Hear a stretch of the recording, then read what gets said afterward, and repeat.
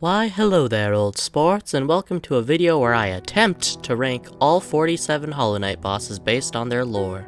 This is obviously inspired by the bestiary similar series doing the same for the From Software bosses. Now before we begin, this list is based on my understanding of the lore and some of my own personal theories. So some rankings may come across as strange or straight up incorrect based on your interpretation of the story. I do not wish to claim to be a lore expert because there are many out there who have a better understanding of the lore than I do, so I'm completely open to conversation, especially if I'm wrong.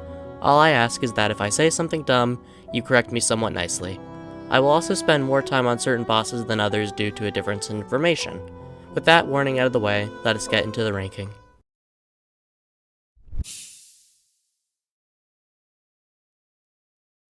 Now usually when I would rank a boss based on their lore, I would go to the wiki and I'd look through the text and see their backstory. The problem with Zote is that we barely get any backstory, and half of what we do get is pure delusion. I would give Zote kudos for surviving the wastelands beyond Hallownest, but as shown in the World comic, a lucky traveler might find help from another wandering bug. And after seeing Zote throughout the game, I feel confident assuming that he got aid throughout his journey to Hallownest before proceeding to take all the credit himself. Now in terms of strength, Zote has nothing. He quite literally cannot do damage. Now the wiki claims this is because his weapon can't do damage due to the fact it's made of shellwood, but I would like to bring up that if you carve it correctly, most solid materials can cut something. I would argue that first of all, Zote cannot maintain a weapon to save his life, and secondly, he probably just does not have the physical strength to swing his blade hard enough to hurt us. To finish off this section, I'd like to imagine that the Colosseum bugs found Zote and took him completely seriously, but didn't test him because they wanted to see him show off his skills in the trials, so they put him at the end only to see that he's a joke.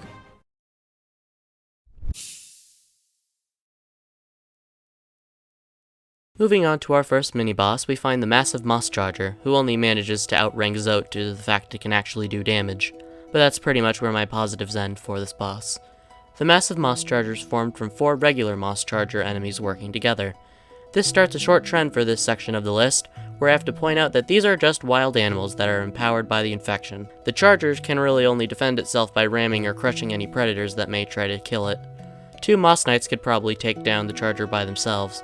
To quote the Hunter, there is strength in numbers, yes, but these creatures never had much strength to begin with.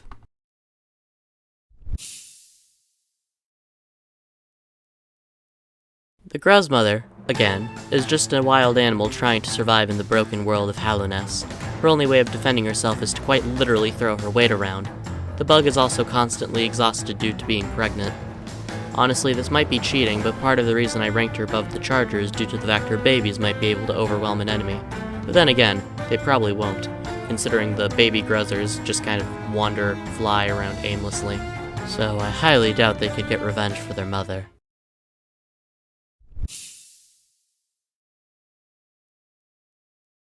Moving on to yet another beast-type enemy, at least this one can actually put up some semblance of a threat for once on this list. Being the patriarch of a Vengefly colony, the king can scream to summon other Vengeflies to swarm you. If you would allow me to make a completely baseless assumption of a fictional animal species, I would assume that the Vengefly king might be similar to a queen bee in how it differs from an average member of its species.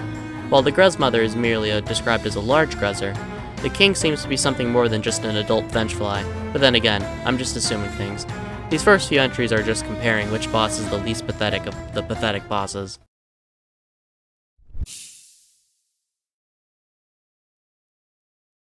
To quote the Hunter, weak creatures love to steal the strength of others, and that is the perfect description of the False Knight. The stolen armor of Hegemol doesn't make the maggot within a threat, it makes it so the maggot can survive more than one stroke of our blade. A suit of armor doesn't make you strong. Hell, even Tony Stark would argue his mind is what makes him strong. But unfortunately for the maggot, the stolen armor is all it has. The armor doesn't provide strength like the maggot believed, but purely did.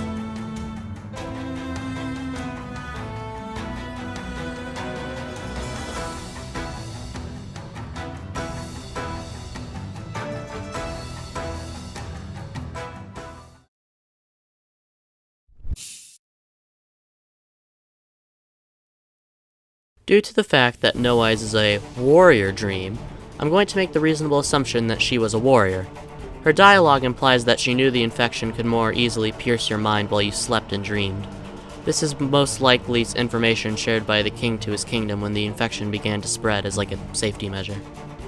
We don't know much about how she fought in life, considering her only attack within her boss fight is throwing the spirits of her children at us. As her name implies, she is also blind, so she doesn't really attempt to dodge any of our attacks. She just kind of floats randomly around her arena, teleporting away when we hit her because she knows we're there at least, so might as well move somewhere else. So this is really only an attempt to run away from her previous position where we were hurting her.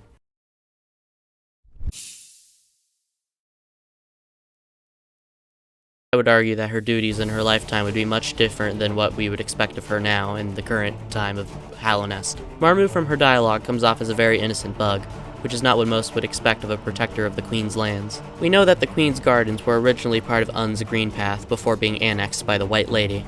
While we don't know much about the strength of the White Lady, she was not only a higher being, but a pale being, who seemed to possess more strength than even some other higher beings. So I wouldn't be surprised if the White Lady was easily able to take a section of Green Path from Un, and left it a mostly peaceful place, not requiring as strong warriors to defend it as somewhere else like the White Palace. We also know that the Mantis Traders didn't invade until the infection took hold, so the Moskin probably made up most of the inhabitants of the gardens. All of this to say, being the protector of the gardens in the prime of the kingdom, and when we find the area, would be much different. I'd also like to bring up that Marmu's main form of attack is to throw herself at her foes. Due to the fact that she doesn't really have any natural or worn armor, this probably isn't sustainable against a greater threat.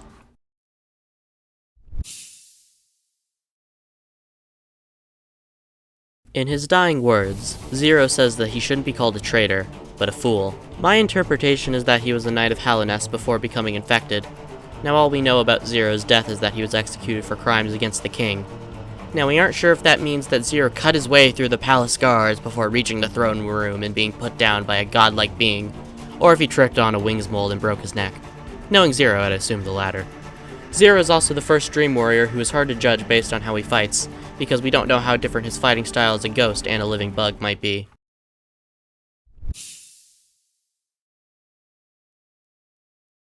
Now, the Crystal Guardian is an odd case, because I'd like to go into more detail once we get to his Enraged form, but I wouldn't like to leave this spot on the list completely empty, so I'll do half and half instead. The Guardian seems to be larger than an average husk, which probably gives it an advantage in brute strength, shown as it can jump around the arena relatively easily. But its main danger comes from the beams it can shoot out from the crystals covering its arms. We'll get more into the power of the crystals later, but for now let's move on.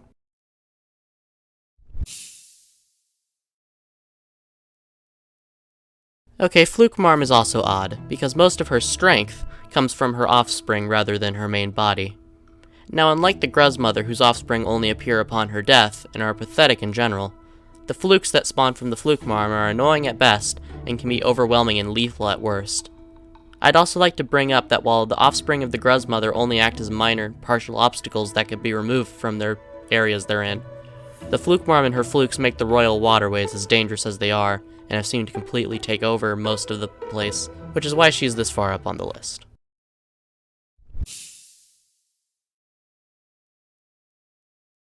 Now I'm gonna be completely honest, I'm making a lot of assumptions about Gorb here. First of all, I'd like to think that unlike the other dream bosses whose unorthodox projectiles can be explained away by ghost magic, TM, my completely unfounded theory is that Gorb can use magic to create his projectiles to attack his foes, kind of like the Soul Warrior or the Soul Master or Soul Tyrant, the Soul Scholars. He seems to be a great mind, so I don't know, he could probably use magic, I assume. He also might be an alien. I don't know. Fuck you, this is my list.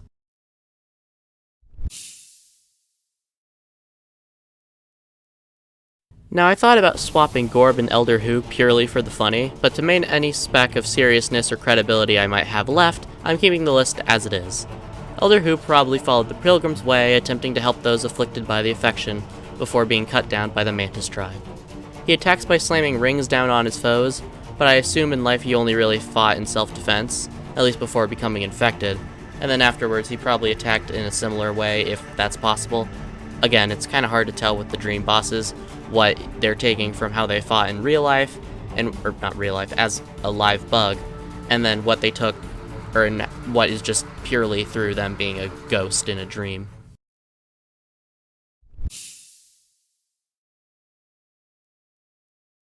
The last of our mindless beasts driven mad on the list is the Brooding Mawlek. The Hunter's Journal says that the Mawlek becomes aggressive if left alone. So while we find other similar creatures throughout Hallownest, and more specifically the Ancient Basin, the Mawlek we find in the Crossroads is only surrounded by the corpses of its brethren. Combining that natural aggression with the maddening qualities of the infection makes a beast stronger than even some cognizant beings, like the ones previously mentioned on the list.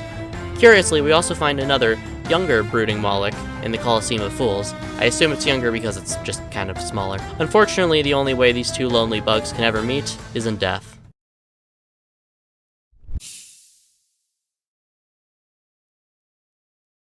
Our first scholar of the three on our list is the Soul Warrior. Curiously, their Dreamnail dialogue reveals that their minds are scrambled and their memories are blurry. They don't seem to remember their training, and don't even know where their powers come from.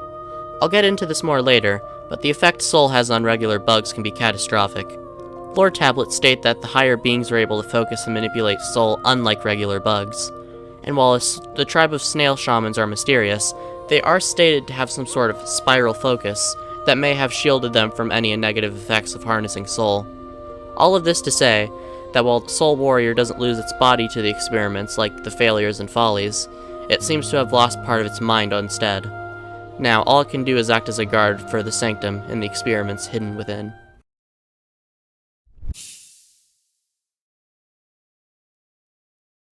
Now, it might be a shock to some that the leader of the Soul Sanctum is barely ahead of one of his warriors, but keep in mind that what made the Master superior to those other scholars was his knowledge, and knowledge does not always equate to power or strength. Most of the threat that the Master poses is from his spells. In terms of physical bulk, he's barely stronger than the Soul Warrior guarding the captured shaman. Now, the Soul Master is undeniably a threat. Despite the decay of his mind and body, he can still put up quite a bit of a fight with his various magical abilities. However, due to the odd formatting of the next boss, this is as high as he will climb on the list, at least for now.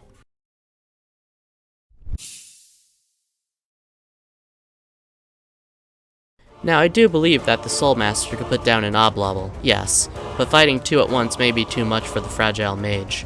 And that's ignoring the rage state the other enters once its mate is killed. Like other beasts in the Colosseum, the Oblobbles are bred and raised to fight. That in tandem with their size and bulk makes them a threat on their own. However, once one of the pair is killed, the other out of pure rage becomes faster and stronger until it itself dies. It makes sense that these foes are the last obstacles for the gladiators in the Colosseum before they are allowed to try to earn the glory of being a fool.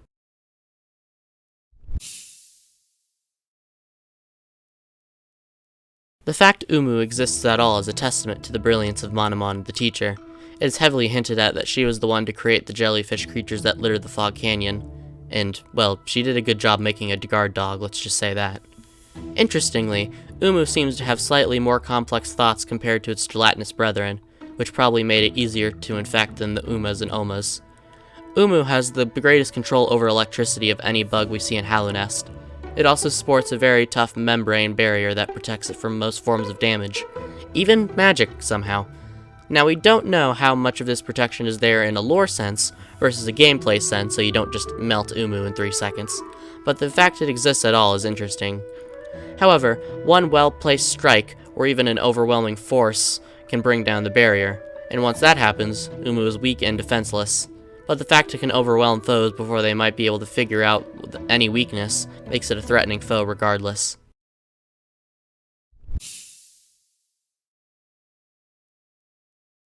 Standing as the final challenge left for one aiming to achieve the glory of being a fool, the God Tamer is a mighty foe. It is easy to assume that she must have earned the right to stand as the final obstacle in the Colosseum through rigorous combat, even if that doesn't necessarily come across in her boss fight. It is also interesting that we never end up killing her, no matter our efforts, showing that despite her stature, she's probably pretty durable for a bug of her size. Her main weakness, though, comes from the beast who she would call a god, as once it is put down, she loses her will to fight. The beast itself can put up a good fight, but in no way does it live up to its given title. However, due to her position, she makes it far on the list, though I completely understand if you think she should be lower.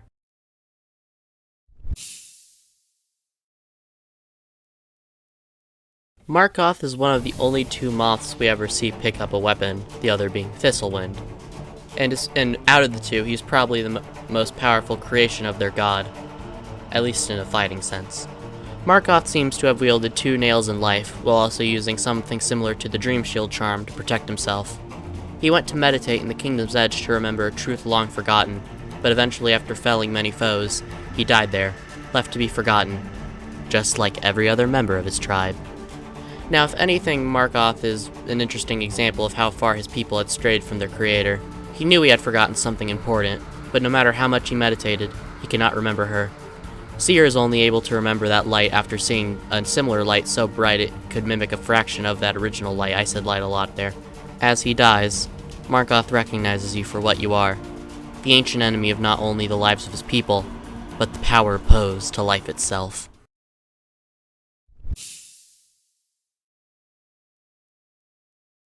Now, before we begin this section, I want to warn you that I have a theory about this boss that is most likely incorrect, but I will mention it regardless during the entry, but thankfully it doesn't really have too much influence on the placing in the list. First of all, I'd like to mention that even before being reanimated, the corpse of the broken vessel is bigger than most of the vessels we see throughout the kingdom. We only see one other vessel that grows beyond the basic size that we see from our character and the other various corpses, and we know it was specifically raised and trained. My theory is that before it died, this vessel was partially raised and placed where it was to guard the monarch wings. Regardless of why it's there, however, as we come upon it, light seeds swarm the corpse and begin using it as a puppet. The vessel seems to have had some training shown as it dashes, slashes, and slams around the arena, but beyond whatever skills the corpse possesses, the infection also does what it can to attack you itself. The vessel can conjure infected balloons that, while weaker than other balloons found in the area, can still pose a threat in tandem with the vessel's attacks. However, due to either the fragility of the hold the infection has on the empty corpse, or the body itself, the broken vessel can be put down relatively quickly. Curiously, as it dies for a second time, the now uninfected vessel reaches out, almost as if for a fleeting moment, its own mind had returned to it, even if that was what caused its death in the first place.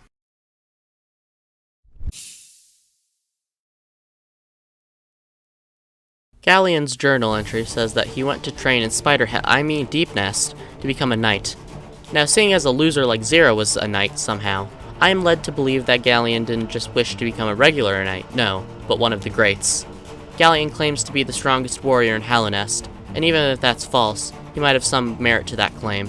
Galien calls himself Brave Galien, which might just be a title he gave himself, but at the very least I feel like it implies he wanted to be one of the great knights with a title similar to the others.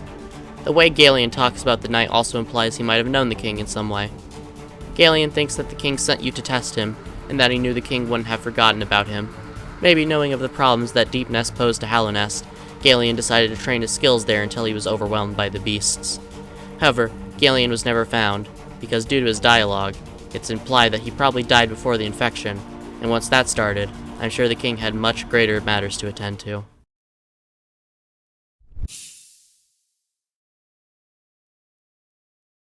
Now, invincible, fearless, sensual, mysterious, enchanting, vigorous, diligent, overwhelming, gorgeous, passionate, terrifying, beautiful, powerful Grey Prince Zote is a tough boss to rank, mainly because his strength has no basis in reality.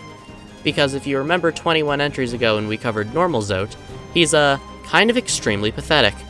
Now, my original plan was to just put him smack dab in the middle of the list at entry number 5, or 25, and then come up with some bullshit from there to justify his placement, because, let's be honest.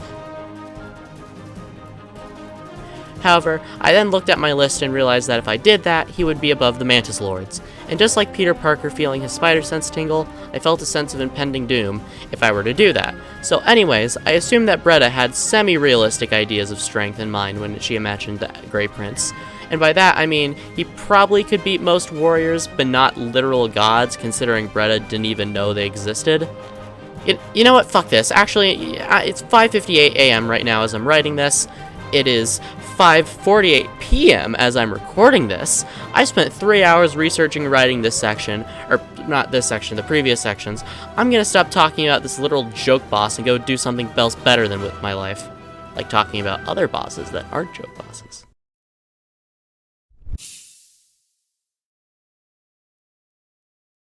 Now, we will obviously be seeing the Mantis Lords again later, but for now I'm just going to try to explain why they are here and not higher on the list. Do not be mistaken, the Lords are quite strong. We're just getting to the point that everything above them happens to be stronger when it comes to list rankings. The Mantis tribe, and their Lords by extension, are at the very least strong enough willed to resist the infection, but this doesn't always equate to physical strength. Most of the threat the Mantis Lords pose come from their blinding speed that almost resembles teleporting. They use their speed to take quick jabs at their opponents before jumping out of the way and out of reach. One reason they may do this is to make up for their lackluster bulk. The Lords are pretty fragile for a boss, and really only pose a serious threat as a unit when they attack together. Unfortunately, they're a bit too stupid to decide to just rush you all at once.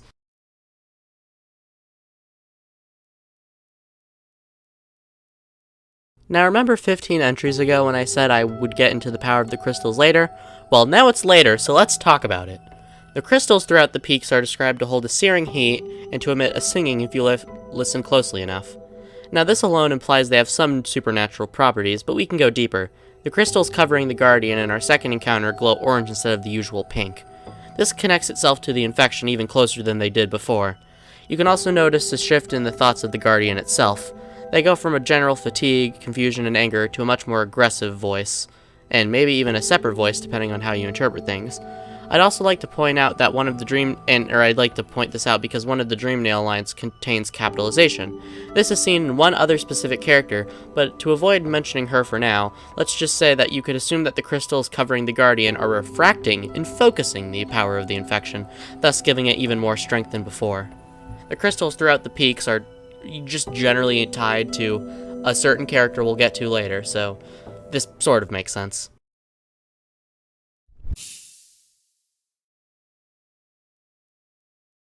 Now yet again, I have to mention that we will be talking about the Dung Defender again later, and thus I want to go into most of his lore when we reach his more glorious entry.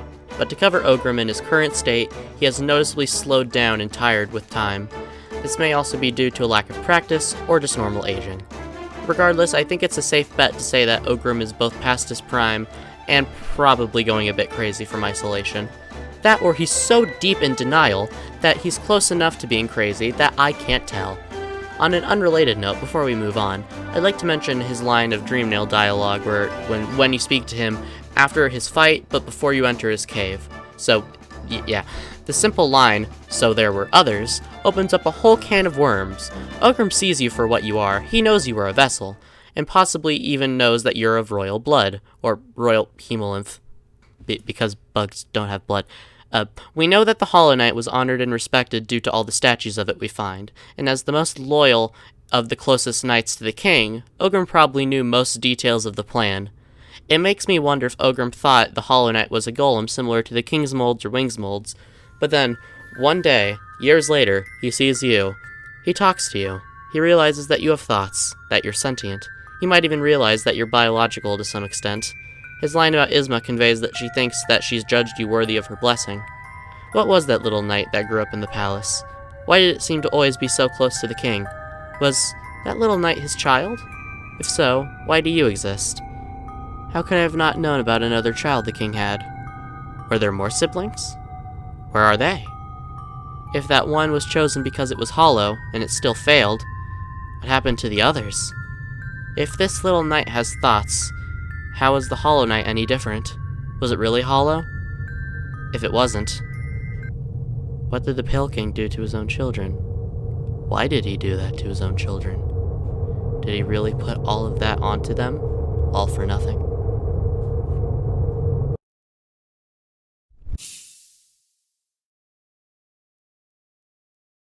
So, Hive Knight is pretty cool. He vomits bees, I guess. Yeah, I don't have much for this guy. He's just a very skilled knight. This boss was quite literally an afterthought. He wasn't in the original game. He barely has lore. Most of the lore he has is just tied to Vespa, and Vespa barely has any lore because she's fucking dead.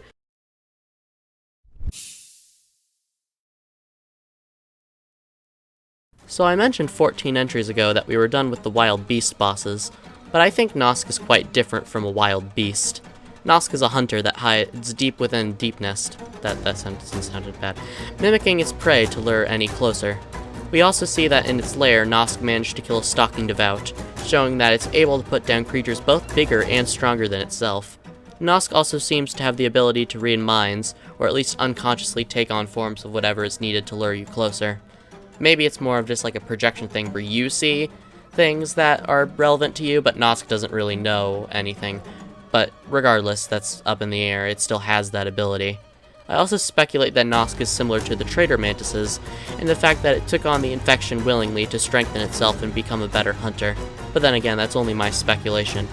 Nosk seems to be the apex predator of Deepnest, and this is even more impressive considering that it kills the bugs of the Beast's Den. I'd liken it to how a bear is still a threat to humans even though we are higher on the food chain and have methods to deal with it. Or, like, things lower on the food chain, you know what I mean. And then also imagine if that bear could read minds and mimic your loved ones.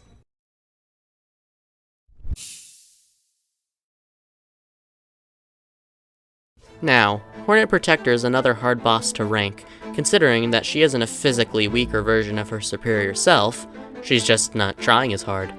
So you still have to keep in mind that she's a demigod. But how many spots lower on the list should she be, just because she's not trying?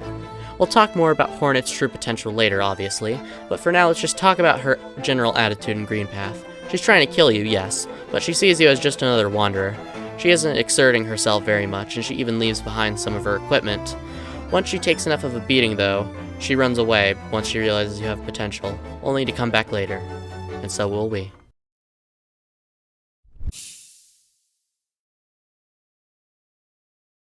I will admit, the Collector landed on the list in a spot that I even think may be a little too high. It's just kinda hard considering how every other boss has to rank.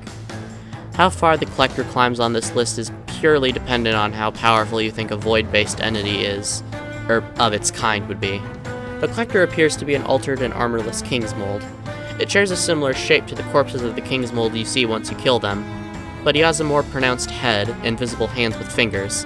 This is sort of similar to how different the Hollow Knight looks as a child compared to its adult form. If void beings can grow, perhaps the Collector is a fully grown King's Mold, or maybe it was just built to be bigger to be able to complete its grub-related task. While not as agile as the Mantis Lords, the Collector is pretty agile for a being with little to no training to our knowledge. We also know that the Collector leaves the Tower of Love to move the grubs around. Due to the fact that there are so many grubs in spots like Deepnest, you could safely assume that the Collector can protect itself pretty well. Again, even if it doesn't always show that very well in its boss fight. Just assume that maybe it has like some tricks of its sleeve. Maybe it just has like a Glock 19 and just pulls down out and just shoots things. Sorry, I'm getting too silly for this list, I'm supposed to be serious.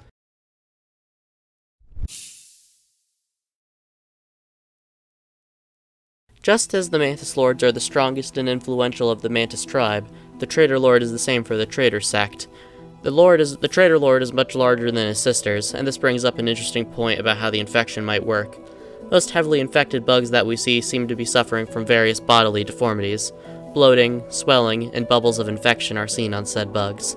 But these bugs most likely failed to fight off the infection, and their minds were taken by force. But we know that the Mantis tribe had strong enough wills to stave off the infection, so it's possible that since the Traitors willingly took in the infection, they may have been spared any physical consequences. These mantises lost their free will, yes, but they also grew in strength without being mutated as heavily as some others, like just the common husks. I'd also like to bring up that since he's so close to where the White Lady rests, he's probably keeping her captive in some form. I also like to think that since the Traitor Lord since he's around that area, he was the one to finish off Drya after she was able to slaughter his followers to protect her queen.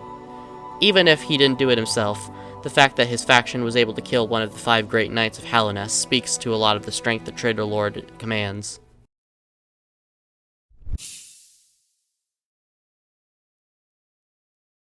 Uumuu isn't as much of a challenge compared to the Watcher Knights, but ironically the Watcher Knights and the other defenders of the Spire are probably the least secure when looked at in totality. Hera was defended by her beasts who stood guard after the labyrinth that is Deepnest. Manamon doubled down on her seal, making it practically impossible to kill her body, even if you were to get past Uumuu. But we're here to talk about the bosses individually and by their lore, and the Watcher Knights are no joke. Despite being reanimated by infected flies, the Knights move around with much more focus and purpose than the other shambling husks. The Watchers also have a large numbers advantage, even if we assume they can't all get up at once canonically. 2 of them alone pose a threat when they attack in tandem.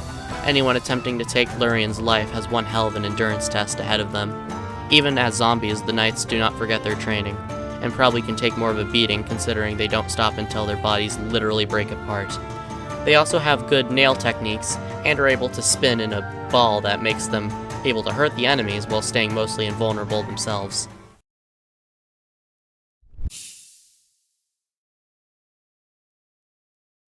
Winged Nosk is the first boss where I'll bring up the powerful godly focus of the Godseekers. Though while Nosk seems to benefit the least of any bosses we see, future bosses can ascend to heights even beyond their natural prime. Nosk's mind-reading abilities seem to have improved, considering he takes the place of where Hornet would usually be in the Pantheon before going on to mimic her. This alone has some interesting implications, considering how the Godseeker's ritual works, but I'm kind of going to ignore that and just assume it's kind of there for gameplay reasons. Nosk can also harness the power of infection given flesh to summon balloons to aid it in combat. Oh yeah, also can fly. Theoretically, Nosk could just fly high over like where most bosses could jump or move before spitting down infection on them. While many bugs and Hallownest can fly or jump to great heights, being able to fly out of range of certain opponents is always a good thing. It's always a bonus. Which kind of why it ranks so high here, that in tandem with the godly focus that I mentioned previously.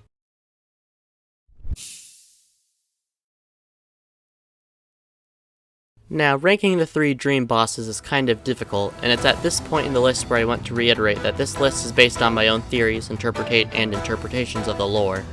And I want to make this video interesting, so that's also, that's not as big, I'm not going to ignore obvious lore just to make the list interesting, but I want to actually talk about the bosses in a way that seems more interesting than just putting certain bosses 3 times in a row just because they have 3 different forms, and I'm like, well, they're close enough. Anyways. But to actually talk about the boss, I'm going to operate under the assumptions that these bosses can achieve their dreams in their dreams. So for the Failed Champion, his power is probably the closest we'll get to seeing the strength of Mighty Hegemon outside of mods. My theory is that the Failed Champion fight, or at least the strength portrayed within it, is what the maggot expected to happen upon stealing the armor. While the False Knight was slow, weak, and clumsy, the Failed Champion is strong, fast, and still clumsy. However, the strength of a knight in the hands of a maggot will always be grasping at its full potential. He may have the power, but brute strength isn't everything.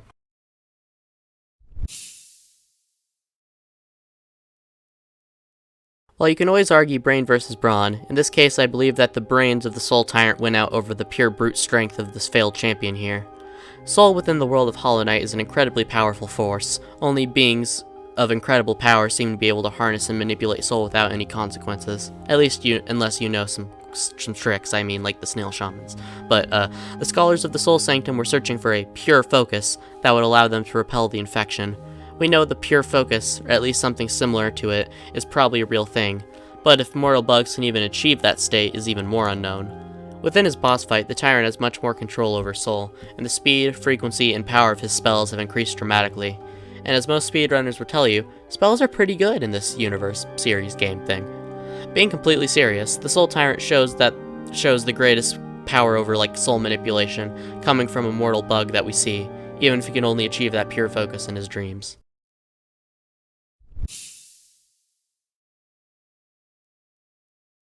Grimm is yet another hard boss to rank, considering we don't know about how much of his true power he's tapping into during our first dance with him, but we'll get into that more later.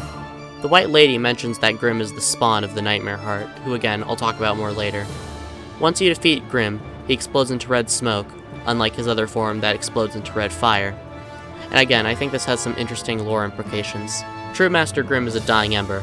While he had once been fed the flames of a dying kingdom to sustain himself and to carry on the ritual, his only purpose now is to contain the remnants of whatever flame was left. Burn the father, feed the child.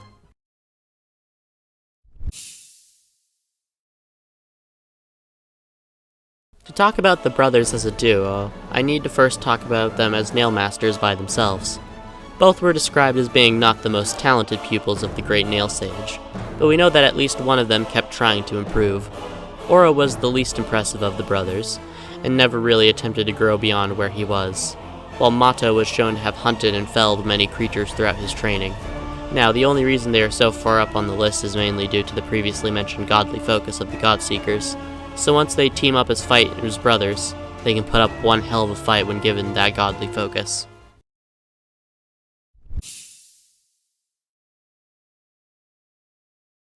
The Lost Kin is the hardest of the 3 dream bosses to rank, due to the fact that we know nothing about its dreams or aspirations. So let's just make some assumptions.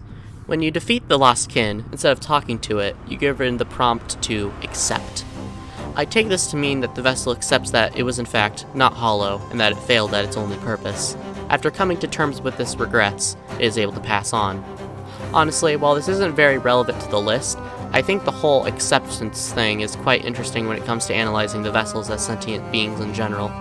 Anyways, I think that the Lost Kin is the prime example of how strong a vessel can become at that point in its life. While before it was nothing more than a zombie being puppeted around, now it uses the infections in its dream by its own will.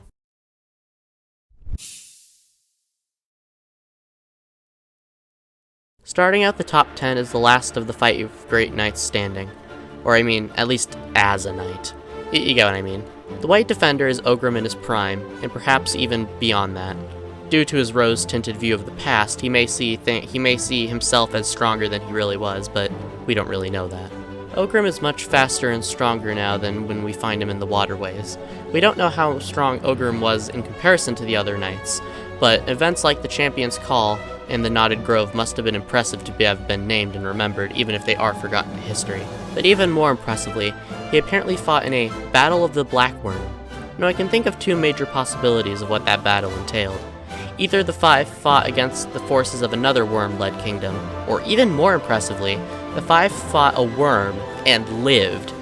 Now our sample size of how worms work is exactly 1, so we have to make some assumptions, assuming that all worms are exactly as strong as the one we know of.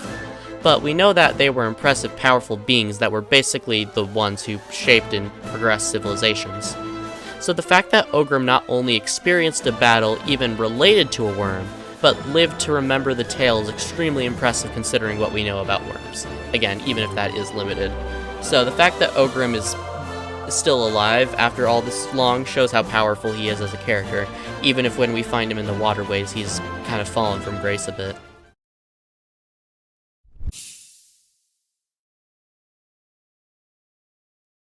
The most skilled of the Nail Sage's pupils, Sheo is motivated by his desire to become stronger and to hone his skills. However, his passion for the nail faded, and he moved on to other forms of creative expression. Now you might think this would make him weaker, but interestingly, Sheo has seemed to find a way to weave his nail combat skills with paint into a colorful yet lethal fighting style.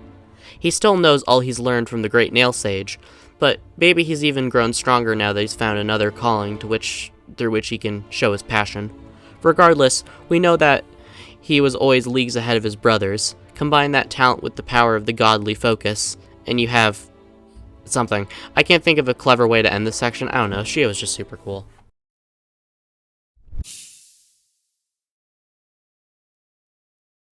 The Great Nail Sage Sly. Most likely the most skilled wielder of a nail we will ever get to see.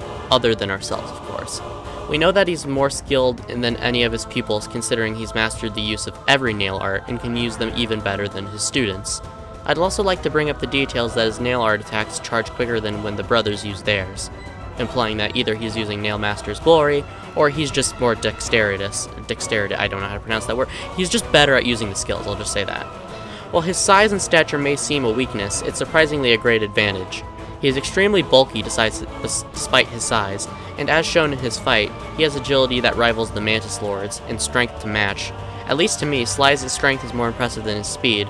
This is due to the fact that he can still move fast despite holding such a large weapon, and he even seems to swing that weapon quite easily, considering, again, it's like 3 times the size of him.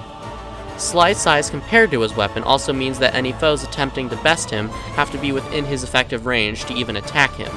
Sly is an incredibly deadly opponent, and the only thing more terrifying than his use of a nail are his prices.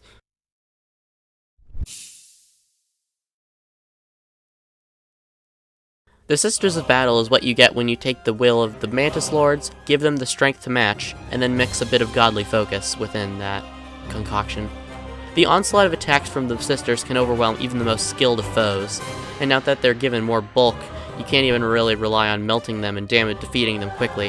While they fall quickly apart once 1 or 2 of them has been damaged enough, doing enough damage to even get that far is a storm not all can weather. Now, I feel like I've gone over most of what I want to say about their character in both their entries, so I hope you can forgive me for leaving this entry a bit emptier than I would like otherwise.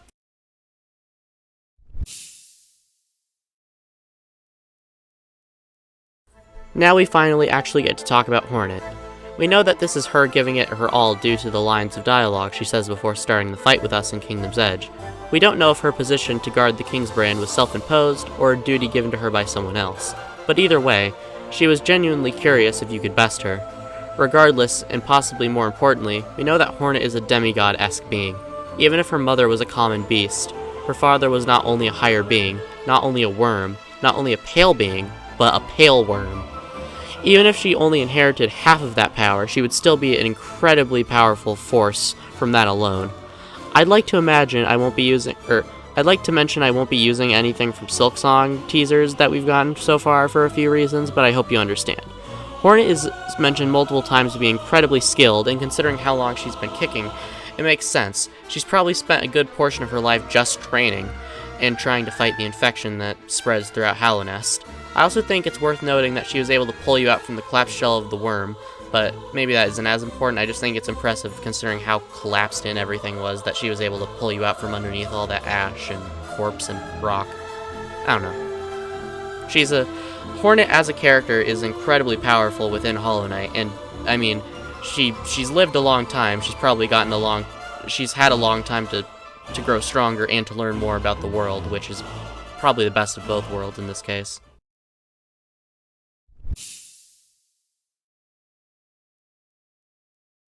When talking about the Hollow Knight, I need to specify that in this entry, I will try to minimize talking about the pure vessel as a sole entity, because 1, we'll get there later, and 2, most of what's happening in this fight is mostly what's inside the Hollow Knight.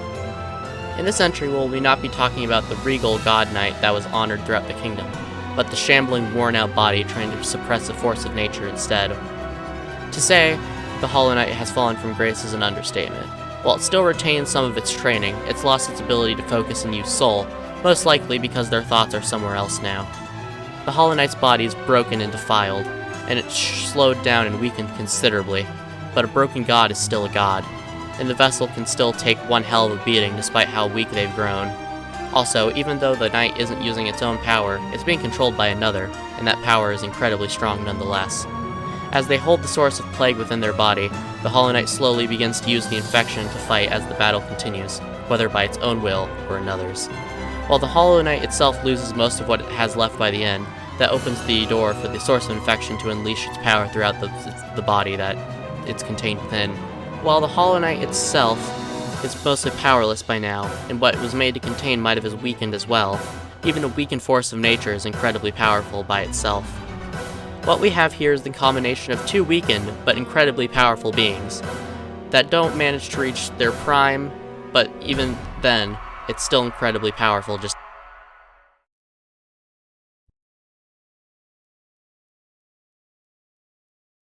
While we don't know if the Radiance ever had a physical form, she is an incredibly powerful being regardless. Her light was so powerful that she was able to bring a whole species into being just by herself.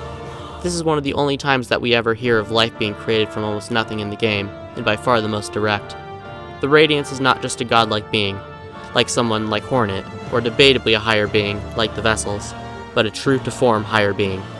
Just the fact that her suppression caused the infection as a side effect, and that infection makes certain bugs and bosses more powerful by themselves says a lot to her own strength.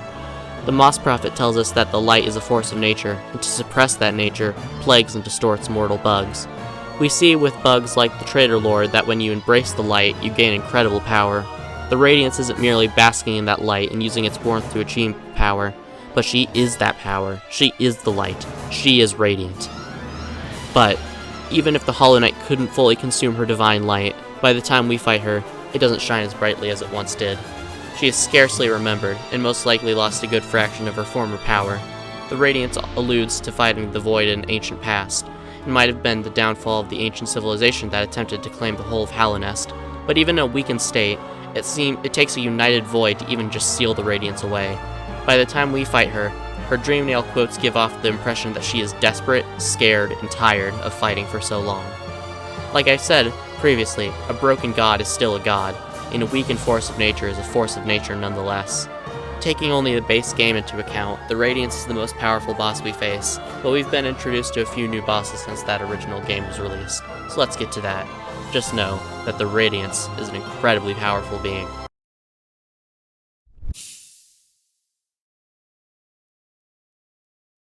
While the Radiance was somewhat sealed away, and even seemed to be confined to Hallownest even when free, the Nightmare Heart seems to not have those same constraints.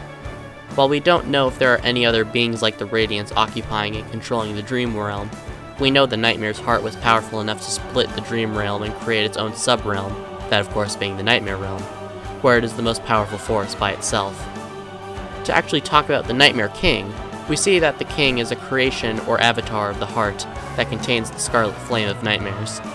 To make a quick comparison, Grimm is a vessel for the Hollow Knight, Grimm is a vessel for the Nightmare Heart, just as the Hollow Knight is a vessel for the Radiance, But instead of both sides trying to overpower the other like with the Radiance and Hollow Knight, Grimm is a creation of the heart meant to prolong its own existence. While the Nightmare King may die at the end of the boss fight, we do not kill the Nightmare Heart. In fact, it's by its own design that we kill the Nightmare King in the first place. While the heat of the dance with the Troupe Master is enough to partially develop the Grimm Child, the dance with the Nightmare King in combination with the Scarlet Flame comprising the Nightmare King is enough to fully develop the Grimm Child to where it can start its own path to grow up into a new Nightmare King, so it can be fed to its own child.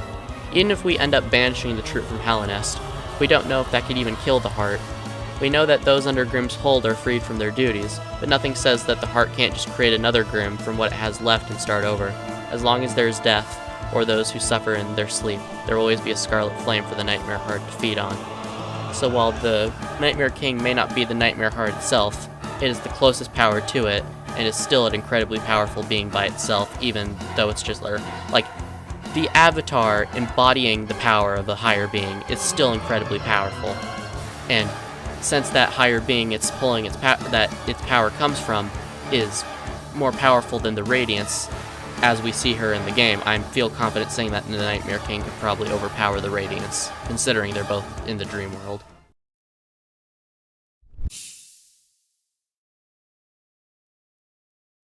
Born of God and Void. These are the words that the Pale Worm uses to describe the vessels, and the Hollow Knight specifically. The Pure Vessel was born from a union between not only two higher beings, but two pale beings.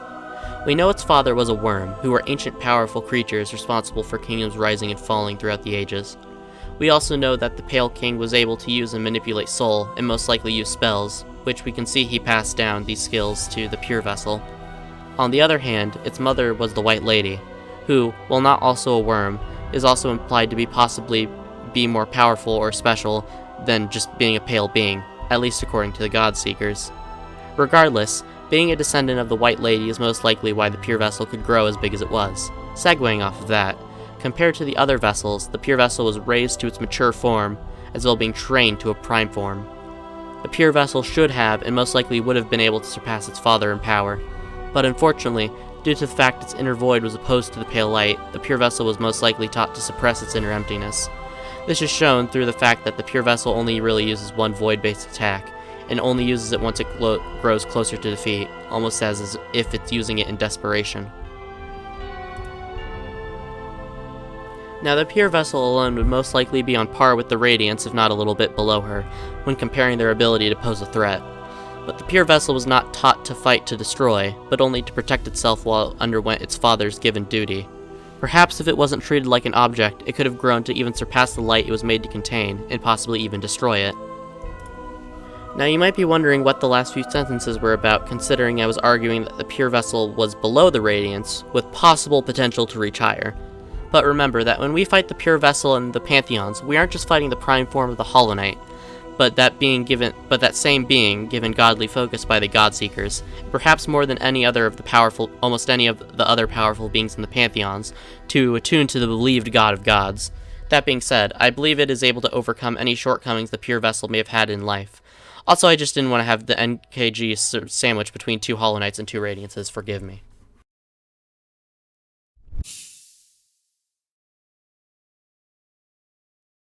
We all knew she was going to be at the top of this list, right? I said most of what I wanted to say about base Radiance in her own entry, so I'll keep this entry somewhat quick, and just related to what makes this version of the Radiance different to her default form. The Absolute Radiance is similar to the Pure Vessel in the sense that she is possibly her prime form, ascended even higher by the godly focus of the Godseeker's ritual.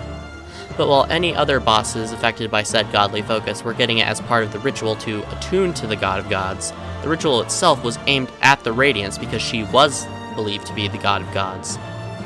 So, while the Radiance was weakened by being forgotten, this whole ritual is meant to not only remember and acknowledge a god of her stature, but as I've tried to get across, the worship of the Godseekers is beyond that of the normal worship of bugs. She's not only at her peak, but the Absolute Radiance is perfect. No other could ever wish to be stronger than her, and no other could ever best her.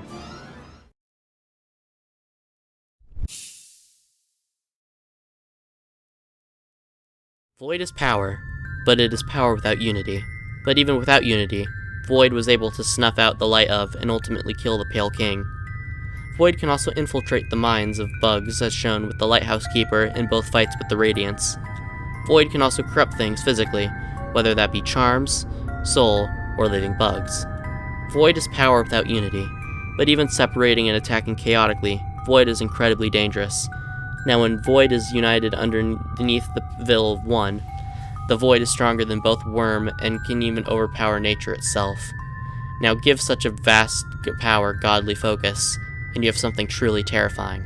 The Lord of Shades doesn't just consume the Radiance like in the base game, but it completely annihilates a much stronger form of her. One could only wonder what future lies ahead with a creature like this left in the world. What is more powerful than something perfect? Not bug, nor beast, nor god, but the darkness itself. Now I hope you all were okay with that last little bonus entry.